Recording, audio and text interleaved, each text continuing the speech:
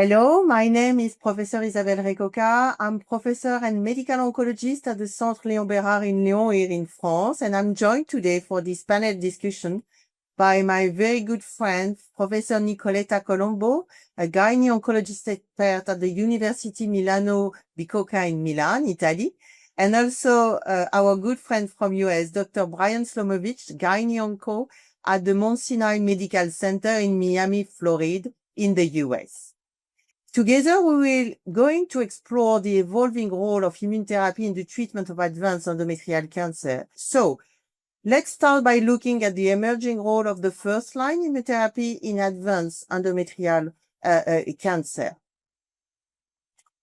As you remember, in 2021, when we look at what is the role of immunotherapy in dMMR population, and then with the Keynote 775, with the use of pembrolizumab lenvatinib in the dMMR, but also in the pMMR population with endometrial carcinoma, we immediately understand how immunotherapy will play a magic role in the management of endometrial carcinoma. And we have this opportunity to use immunotherapy alone or in combination with LONVA in the relapse setting. And then in 2023 and 2024, several large phase 3, including the Energy-GI-018, the DUO-E and the Ruby trial, confirm that the combination of chemotherapy plus immunotherapy changed the landscape in the dMMR and the pMMR population. And now we have new recent NCCN and ESGO ESTRO guidelines to deliver how to manage these patients. If you look at the first-line treatment, we have introduced immunotherapy in combination with carboplatin paclitaxel for the dMMR population, but also for the non-dMMR population. And when we look at the NCCN guideline, we'll see also the use of immunotherapy, pembro, dosta, or durvalumab in the different population with some difference, but also there is in the NCCN guideline the opportunity to use alternative therapy as trastuzumab and bevacizumab.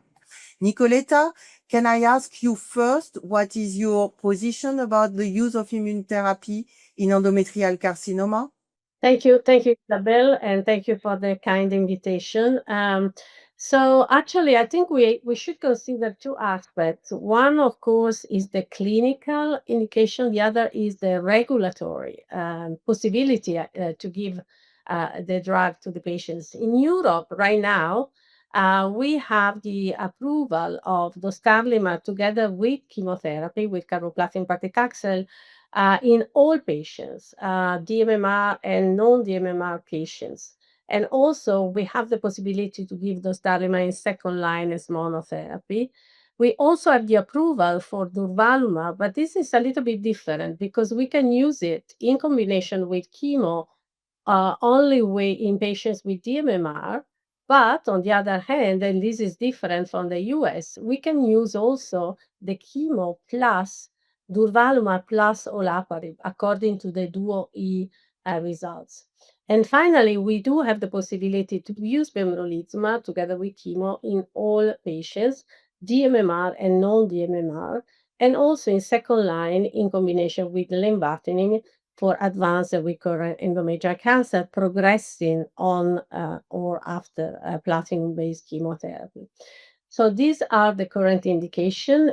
So actually, we have a lot of opportunities, and but I think each patient should be, should receive the treatment that we believe is the best for her. And again, in Europe, for the non-dMMR patients, we also have the possibility to give not only immunotherapy with chemo, but also the maintenance with olaparib. Ryan, do you want to give us the US point of view? Yeah, sure. No, and thank you. I think it's great to be here, so I appreciate the invitation. I think there are some subtle differences between what's going on in Europe and what's going on in the United States. Right now, we have 5 indications in the first line setting. Okay, and we have 2 in the second line. We actually have the 3 indications with the single agent, biomarker positive, and then in all comers with lenvatinib and pembro. But focusing on in the first line setting, we have dostarlimab, which is approved with chemotherapy and following with maintenance in the dMMR population as well as in the pMMR population. Similarly, we have pembrolizumab that's available in the dMMR population and the pMMR population. And finally, with durvalumab, I think this is, as Nicoletta mentioned, one key difference. We do have approval, FDA approval in the dMMR setting. However, we've yet to have approval of the durvalumab with the olaparib in the pMMR patient population. Now, I think it works, and it's clear from the Kaplan-Meier curves. We see that it works in the olaparib. I think the feeling in the U.S. is we're not sure exactly which population of patients within the pMMR subgroup that it'll work well in. So I think as that question further is investigated, I do think PARPs do have a role in the management of this disease. We're just better figuring out which patients they would benefit from PARP inhibitors. But either way, as I think we'll all agree, very exciting times. Immunotherapy for all patients at some point in their treatment planning. Thank you so much, Brian. Another question coming to my brain, Nicoletta, do we have some data for patients who already receive carboplatin paclitaxel before to be included in this clinical trial, or other, speaking about the role of immune therapy for patients already treated by chemotherapy? Yes, of course. Actually, as you know, the first trials were in second line, not in front line. So we started using, for instance, dostarlimab in the Garnet trial in patients previously treated with chemotherapy. And we observed an incredible response rate, particularly in the dMMR population. Even though this was just a phase 1 with expansion, the results were so striking that these results led to approval in Europe of dostarlimab in patients with prior chemotherapy, with a very high response rate and particularly a long duration of response rate. But the same is true for pembrolizumab monotherapy, which was tested in the Keynote 158 trial, again in the dMMR population, showing a very high response rate, 48% of response rate, including complete remission and very, very long duration. And finally, also, we have the possibility of pembrolizumab and lenvatinib, and this combination can be used not only in the dMMR, but particularly in the non-dMMR population. And again, this is different compared to US, because actually we can use this combination in both the dMMR and the non-dMMR population. But for sure, this is, after platinum, the best treatment that we can offer in the non-dMMR population, because it shows superior results compared to standard of care chemotherapy, second-line chemotherapy. Yep. Also a question for you, Brian. From your personal point of view, what could be the population of patients who are the most likely to benefit from frontline immune therapy? What is the important key data we have seen in the clinical trial already published? What could be the reflection you have in your routine practice to decide to introduce immune therapy since the beginning? Yeah, so it's really a great question. I think for the first part, when we think about the dMMR or the patients with deficient mismatch repair proteins, it's a no-brainer. As long as they're eligible for immunotherapy, the hazard ratios are phenomenal, 0.3, 0.28. So I think in the dMMR population, definitely they deserve immunotherapy in conjunction with chemotherapy in the first-line setting. The question is, in the pMMR population, it's definitely an option, and it's definitely in the US an approved option for our patients. But I think there's still room for further investigation to see if there's something that we can do to better treat those patients. Some of the potentials that are out there, I know in the pMMR p53 wild type setting, we're looking at selinexor based on some strong preliminary data from the SIENDO trial to see if that may play a role in the first line management instead of immunotherapy. There's some good data looking at bevacizumab. We saw in p53 mutated patients, bevacizumab seems to have a more active role in p53 mutated patients. That was in GOG 86P. So for the meantime, I think the standard of care, a strong standard of care, is immunotherapy with chemotherapy in all patients, but I think we still have further investigation that we can do in the PMMR population.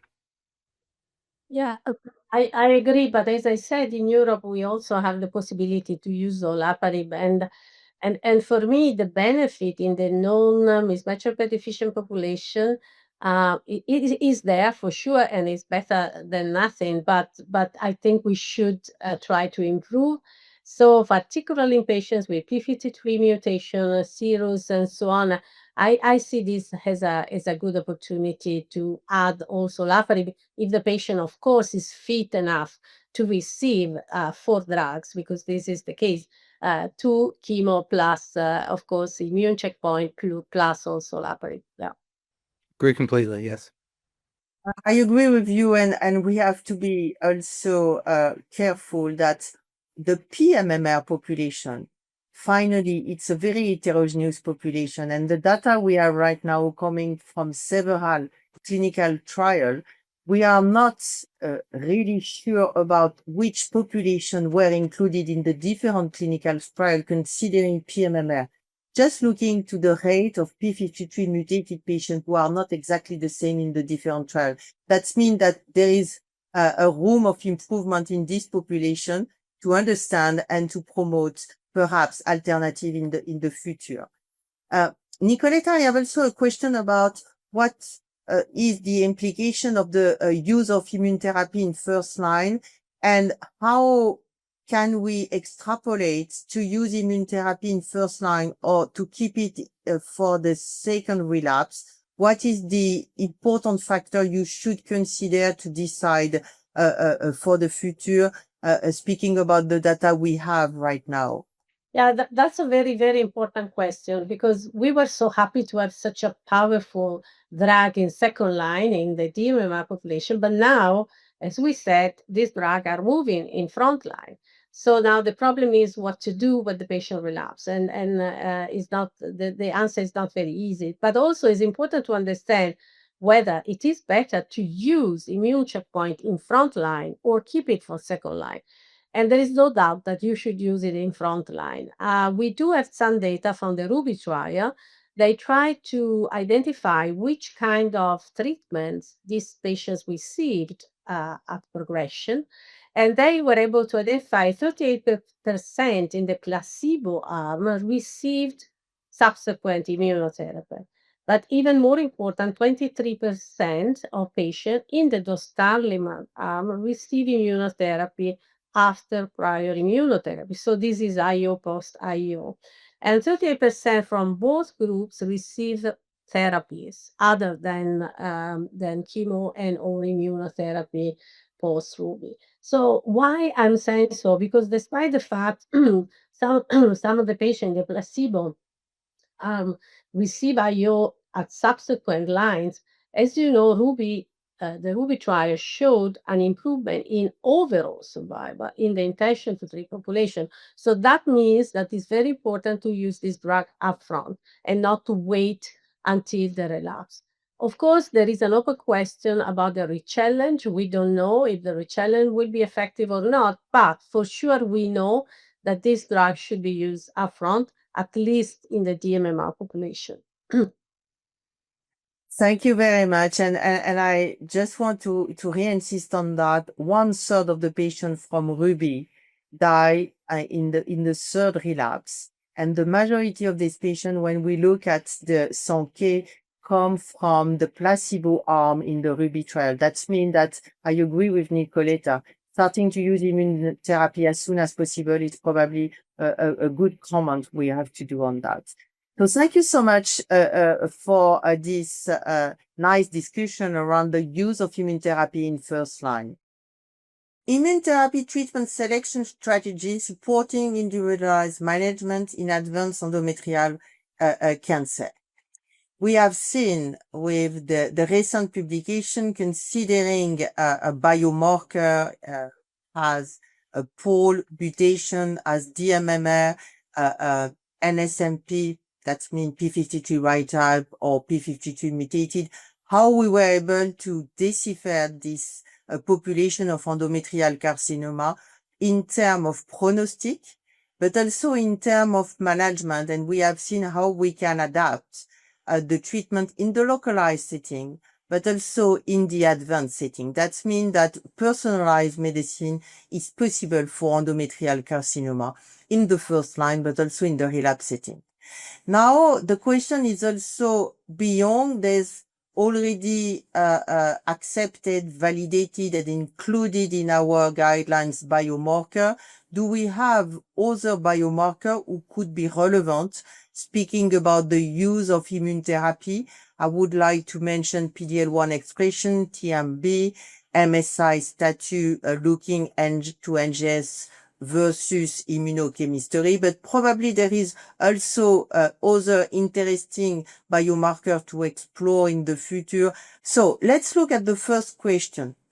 Based on the current indication and guidelines, what is the current best practice when testing from biomarker to guide treatment decision with first-line immune therapy in our patients with advanced endometrial carcinoma? Nicoletta? Yes, thank you. Thank you very much, Isabel. As you know, we recently updated the ESGO Estro ESP guidelines, and there were specific recommendation on this issue.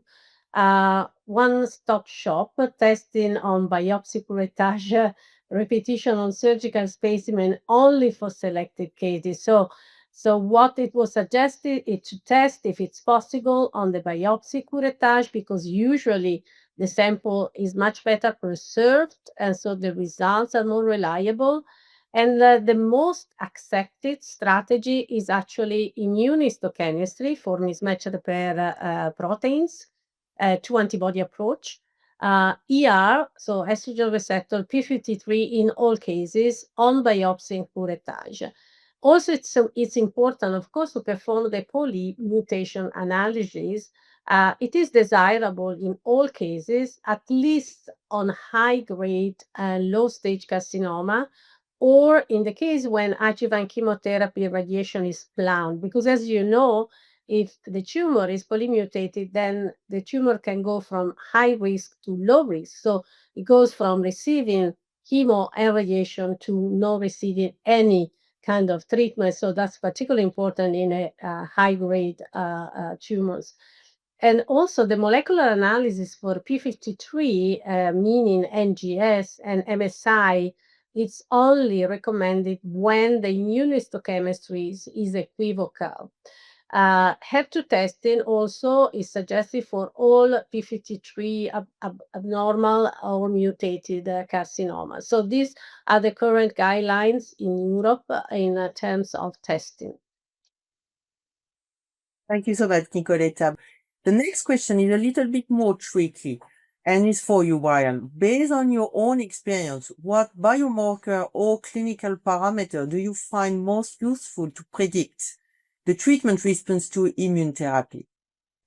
Yeah, in a lot of ways, it's similar to what we were discussing, but more specifically, obviously, number one, DMMR and PMMR testing. It's part of it's about educating our pathologists that we need that on all of our cases.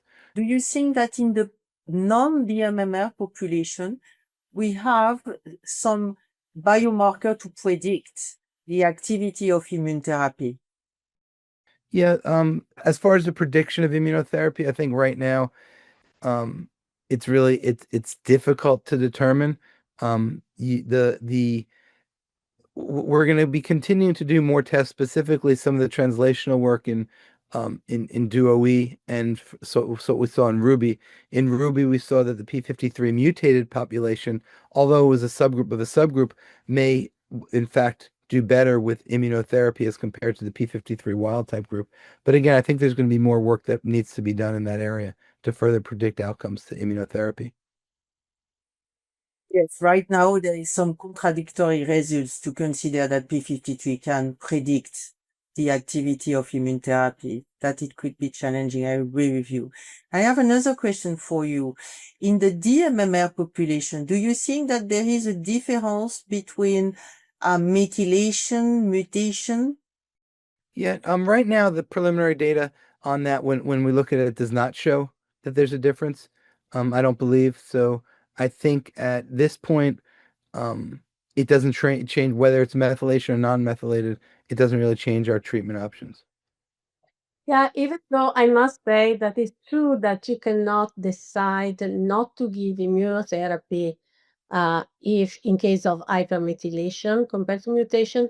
But if you look at the Ruby analysis, you see that the magnitude of effect is different. So for sure, it's not the way to discriminate patients for treatment with ICIs or not. But I'm convinced that in terms of magnitude of effect, there are differences. But of course, the majority of patients are hypermethylated and not mutated, so it's very rare. I mean, 70% of the DMMR are just related to hypermethylation, not to mutation. And of course, as I said, this is not the reason not to give immunotherapy to this patient for sure, but we should expect maybe a little bit less efficacy in this population. Yeah, the numbers are small in the non-methylated group, so I agree though completely.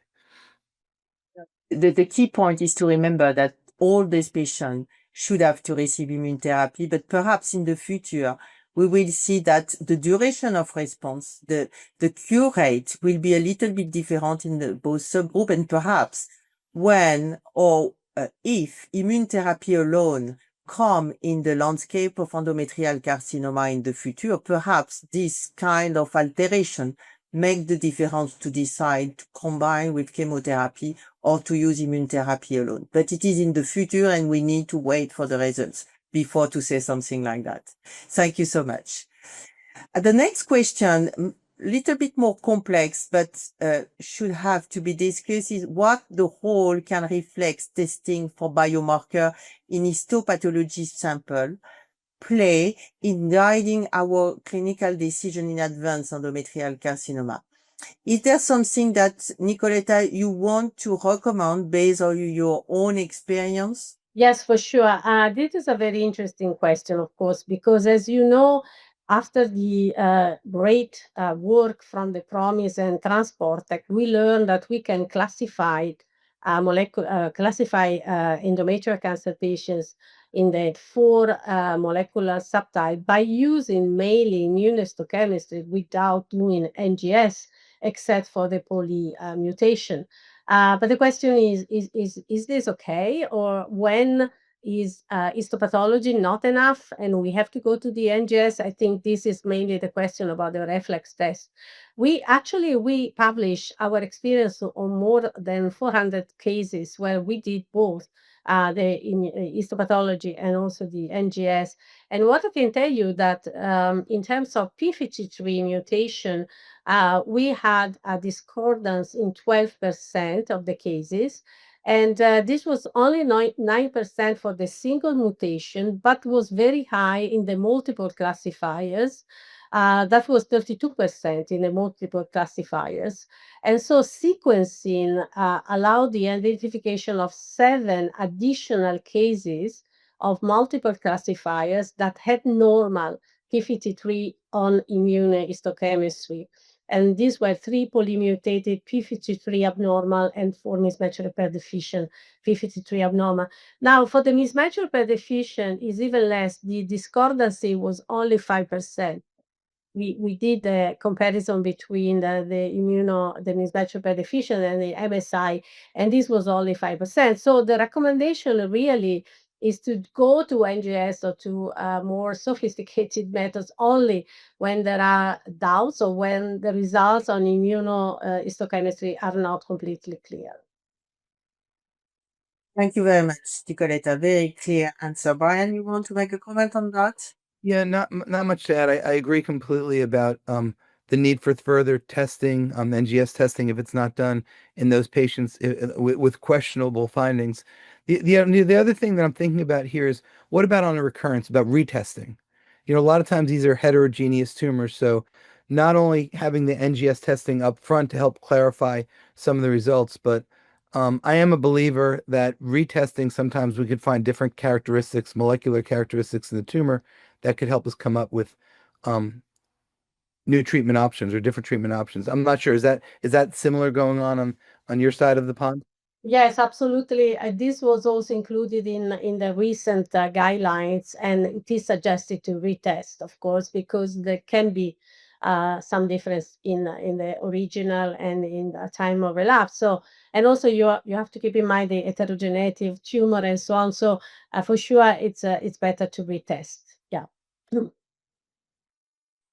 Please give me the opportunity to move to the next question, because the benefit to retest is when we anticipate we have a drug available particularly efficacious in this subgroup of patients. And the example of HER2, for example, is probably something that we need to bring in our mind, knowing the fact that could be available in routine or in clinical practice, clinical trial, sorry.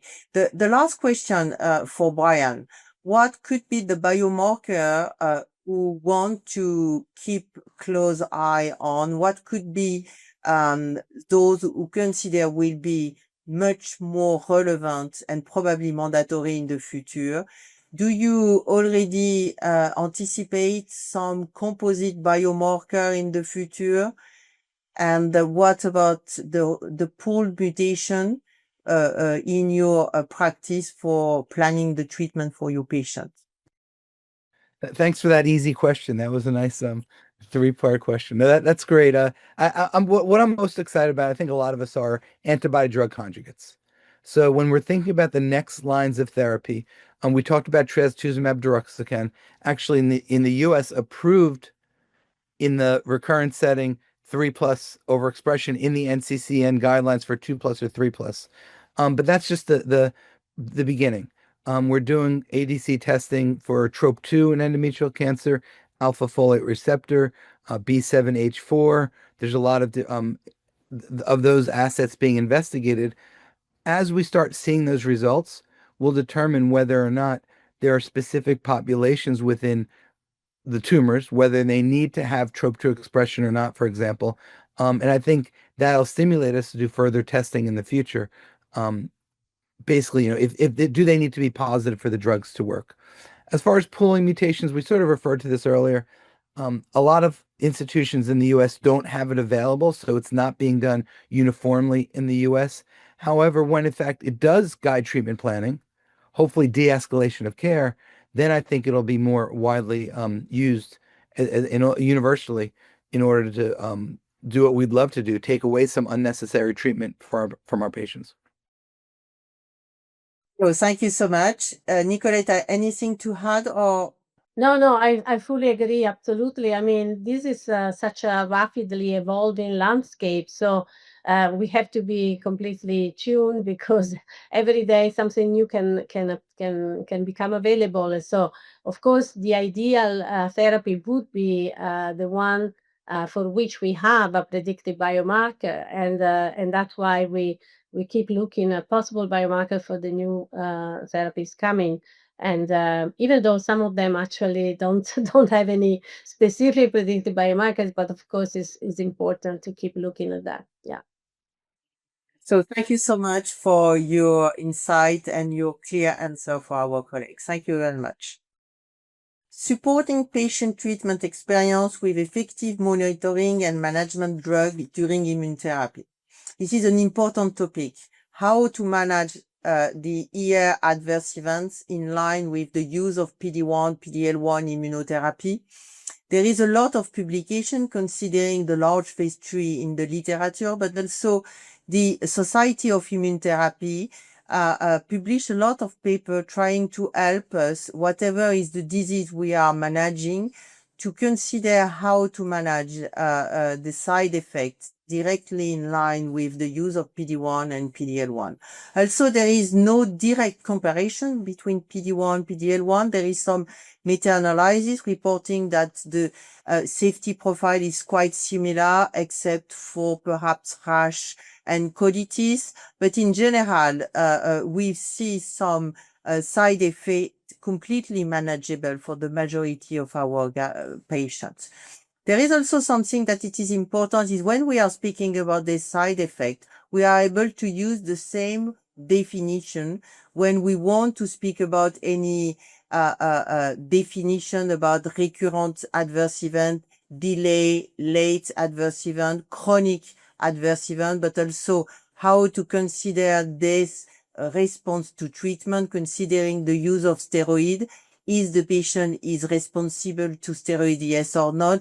Are they resistant to steroid? Are they dependent to steroid? And finally, the algorithm to look at immune-related adverse event is finally split in two categories. The category where we have some very emergency use to treat the patient because there is life-threatening or there is no big issue. And in this case, in general, with the use of corticosteroid, we have a clinical improvement. If it is not possible, we can use alternate immunosuppressive agents like TOSI, for example.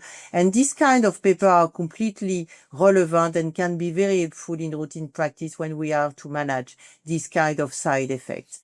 How can we better understand toxicity from the most recent data we have, and what should we do when our patient experience side effects? Nicoletta, can you comment on that? Can you give us your expertise in this setting? Yes. First of all, I have to say that for us, it was a little bit unusual to treat patients with immune checkpoint inhibitors with side effects which are sometimes completely different from those that we were used to with chemotherapy. So we have to learn. But I want to say that if you look at the trials in endometrial cancer and you look at the toxicity overall, I must say that the immune-related adverse events were quite low. So it's not a huge concern. Of course, there are side effects, particularly hypothyroidism or arthralgia or liver enzyme or something like that. But we learn how to treat them. And what we learn is for sure that we have to follow the 5 pillars, which are indicated also in the guidelines. And that is very important to prevent. So the clinical history of the patient is so important. We have to understand whether there are pre-existing factors which may contraindicate or make the immune checkpoint inhibitor therapy more aggressive and with more side effects. We have to anticipate these events. We have to detect them as soon as possible and to treat them so that they can be solved easily. And this will not lead to disruption of the therapy, particularly when the therapy is so effective for the patients. So I think now we have this experience, and for most of the side effects, again, it's enough just to stop the treatment for a short time, and if it's needed, to install the proper therapy. And then most of the patient can continue and getting the benefit from the treatment. For instance, the hypothyroidism is very frequent, but we know that we can treat it without problems, and the patient can continue on treatment. Of course, we have to be aware of the most severe toxicities such as pneumonitis or colitis, and it's important to recognize them as soon as possible and to ask the expertise of our colleagues, which are more experienced in the field. So it's very important to have a multidisciplinary team, particularly for the most serious adverse events, in order to recognize them, to treat them as efficiently as possible, and not to take away a very effective treatment for the patients. Thank you very much, Nicoletta. Speaking about endometrial carcinoma and immune therapy, it's really important when we see the benefit we have for our patients. Brian, how we can best support treatment adherence to our patients in this setting? What is your a discussion with the patient? What you are doing in routine to help our patient to increase compliance to treatment?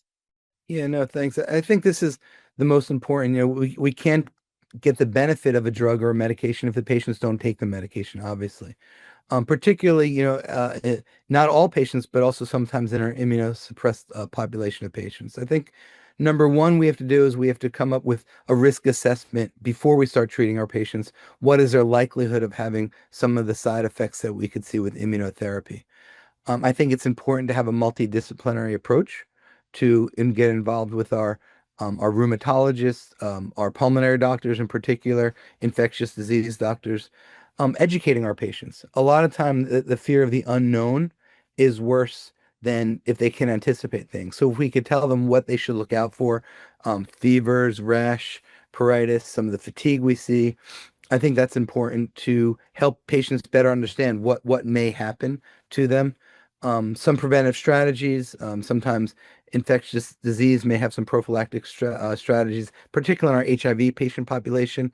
For example, there we want to have a zero viral load in order to best tolerate immunotherapies, vaccinations, and things like that. And just support, in general, support. And if we do see some of these side effects come on, appropriate dose reductions and appropriate discontinuation if necessary. We want to give these exciting drugs to our patients, particularly if they have a DMMR tumor. So figuring out a way to give them can help, obviously, help them adhere to the therapy. Yeah. Thank you, Brian. Nicoletta, do you have some comment on that? Yes, for sure. Yeah, I was just thinking of one of my patients, and this was quite a discovery for us. I mean, she had some rheumatologic disorder to start with, but she was a DMMR patient, so we started, of course, the treatment, and she developed such a severe arthralgia, like grade 3, and we started immediately the steroids, but she did not improve. So at that point, it was crucial to ask our colleague rheumatologist, and because we were ready to stop the treatment because she could not tolerate it all. I mean, the arthralgia was really very, very severe. And our rheumatologist told us to use or to add to the steroids, because the steroids were not enough, to add hydroxychloroquine, 200 milligrams per day, which were quite reluctant to use an immunosuppressive agent, of course. But he said, no, you can do it because there are, papers in the literature with EP and in nivolumab in melanoma using hydroxychloroquine.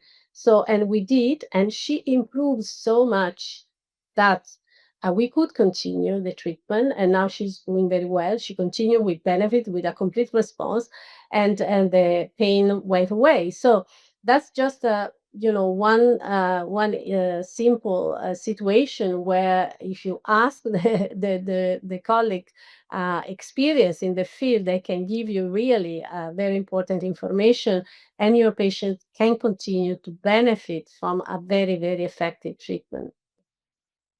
Thank you so much for this experience. And I agree with you in this particular population where we have a patient already immunosuppressed. In my institution, for example, we have this touchIME multidisciplinary tumor board where we have the possibility to have all the experts from endocrinology, from rheumatology, cardiac, and so on to help us to manage and to anticipate if also it's considered not included in the clinical trial, if this patient can receive immune therapy in the future. And it is important for our patients. Thank you so much. One quick thing to add there, the disciplinary team needs to include our nurses and our nurse practitioners, because a lot of times they're the ones that learn about these symptoms first. But everything, the multidisciplinary team is key to this approach, including our physician extenders. No, you're right. Everything you mentioned, you and Nicoletta, is taking time for our patient to educate, to teach them and to follow them, and the nurse take a major part to that. Now we have the majority of our treatment outside of the hospital. Thank you to remember that for all of our colleagues. The next question is also perhaps for Nicoletta about the optimal duration of treatment, looking to immunotherapy regimen in first line. How can we tailor the duration of treatment to support the quality of life for our patients? Nicoletta.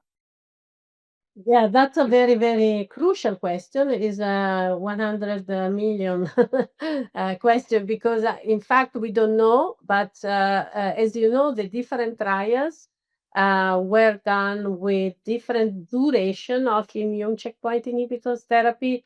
So there were 2 years, there were 3 years, there was until progression. And so we don't know because we don't have any clear idea on how long. We would like to give this treatment the minimum time to be effective. And the idea that by looking at the curves, particularly in the DMMR population, you see that these curves become to flatten after 1 year of treatment. So ideally, it may be that 1 year could be enough, but right now we cannot stop the treatment after 1 year. And if it is Temro, we have to give 2 years, and if it is dostarlimab, it is 3 years. This is what it is in the label, of course. But I think trials are needed in this setting to try to answer the question.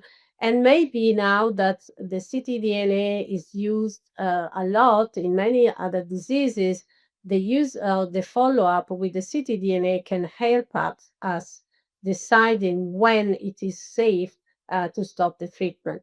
But right now, again, we have to stick to the label, and so it's 2 years or 3 years. But in the future, hopefully, we will be able to tailor the duration of treatment for each patient. Just the one other thing to add there with quality of life. I know there's some ongoing trials and planning trials for subcutaneous administration of the checkpoint inhibitors. I think when we're talking about quality of life, part of that is keeping them out of the chemotherapy chairs as long as possible. So I'm excited about that. If we could, we've seen that approval in other diseases, but if we could maybe offer that to our patients, it'll be another thing that we can do to help their quality of life, depending on how long they need to be on therapy as well. To mention the subcutaneous form. There is also in my institution, we are leading a trial where the immunotherapy and BEV for another disease were used at home. We are testing the feasibility and how is the quality of life of our patients to manage this kind of treatment at home. And I'm thinking that considering quality of life, it could be something interesting in the future. Now we have to stop. We are a little bit late. We enjoy a lot. I hope that it was the same for our colleagues. Thank you for joining me and my colleagues, Professor Nicoletta Colombo and Dr. Brian Slomovitz, for this panel discussion, exploring the evolving role of immunotherapy in advanced endometrial cancer.